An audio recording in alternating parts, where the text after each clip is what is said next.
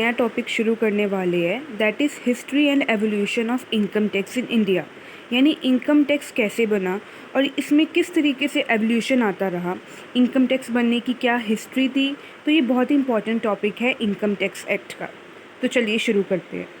तो सबसे पहले इसमें हमें इंट्रोडक्शन गिवन है, जिसमें बताया है कि tax is the compulsory financial charge levied by the government on income, commodity, service, activities और ट्रांजैक्शन। टैक्स जो है बेसिकली हर एक पर्सन को कंपल्सरीली गवर्नमेंट को पे करना पड़ता है। टैक्स जो है कंपल्सरीली इनकम पे लगती है, कोई भी कमोडिटी पे लगती है, कोई भी ट्रांजैक्शंस अगर किसी पर्सन्स कोई करते हैं उनको टैक्स जो है पे करना पड़ता है।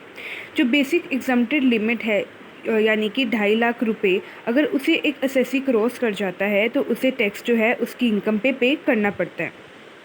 Tax are the basic source of revenue for the government, which are utilized for the welfare of the people of the country through government policies, provisions and practices. Tax जो है गवर्नमेंट के लिए एक रेवेन्यू है। Government ये taxes collect करके country की welfare के लिए काम करती हैं। बहुत सारे प्रोजेक्ट्स जो है इन टैक्सेस की अमाउंट से जो है कवर किए जाते हैं। सो बेसिकली अब हम देखेंगे कि टैक्स वर्ड का ओरिजिन कब हुआ और कैसे हुआ। The origin of the word tax is from taxation. Tax का जो ओरिजिन है वो टैक्सेशन से हुआ है, जिसका मतलब है एस्टीमेट। एस्टीमेट का मीन्स है कि हम अपनी टैक्स को किस तरीके से एस्टीमेट करते हैं, यानी किस तरीके से जो है इनकम कैलकुलेट की जाती है।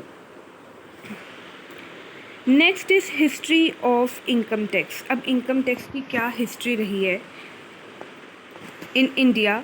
The system of direct taxation as it is known today has been in force in one form or another even from ancient times. India में जो डायरेक्ट टैक्सेशन है, जो इनकम टैक्स है, ये अभी नहीं स्टार्ट हुई है, ये बहुत टाइम एशियन टाइम से जो है चलती आ रही है। Taxation in India is rooted from the period of Manusmriti and अर्थशास्त्र। टैक्सेशन जो है, टैक्स कैलकुलेट करना, टैक्स इम्पोज करना, ये मनुस्मृति और अर्थशास्त्र के टाइम से चलती आ रही है। The Asian sage and law gave the power to kings to levy and collect the taxes. उस समय जो टैक्स कलेक्ट करने की जो पावर थी, जो लॉ था, वो सिर्फ किंग के पास हुआ करता था कि किंग के पास ही पावर है कि वो टैक्सेस इम्पोज कर सकता है और टैक्सेस को ही कलेक्ट कर सकता है। The wise sage advised that taxes should be related to the income and expenditure and cautioned the king against excessive taxation.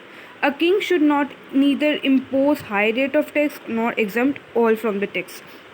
जैसे कि किंग के पास ही सारी पावर थी टैक्स को कलेक्ट करना, लेवी करना, तो किंग जो था वो ऐसे नहीं कर सकता था कि वो हाई रेट ऑफ टैक्स को ऐसा नहीं कर सकता था कि वो high rate of tax impose करे और जो पूरी तरीके से टैक्स को जो है वो एग्जम्प्ट कर दे।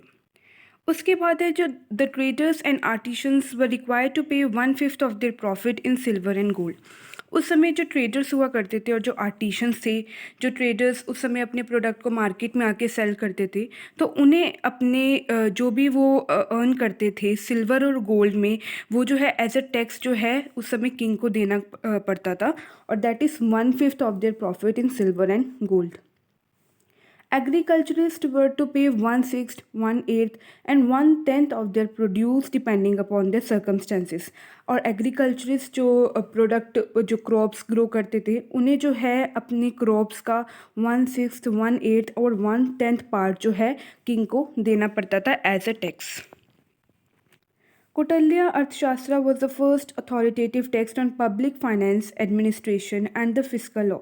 उस समय कौटिल्य अर्थशास्त्र एक ऐसी पहली बुक थी जिसमें सारा लॉ लिखा हुआ था कि किस तरीके से टैक्स इम्पोज किया जाएगा, क्या रेट्स होंगे और किस फॉर्म में जो है टैक्स लिया जाएगा।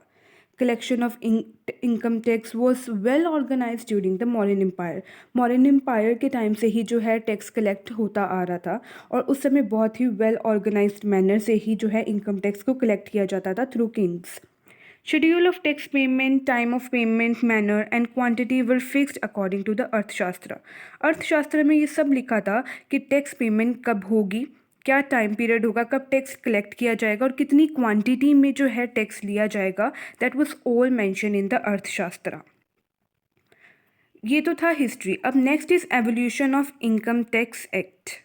ये हम नेक्स्ट पार्ट में कवर करेंगे। ये जो हमने अभी किया दैट वाज द पार्ट 1, और evolution of income tax act was covered in next part.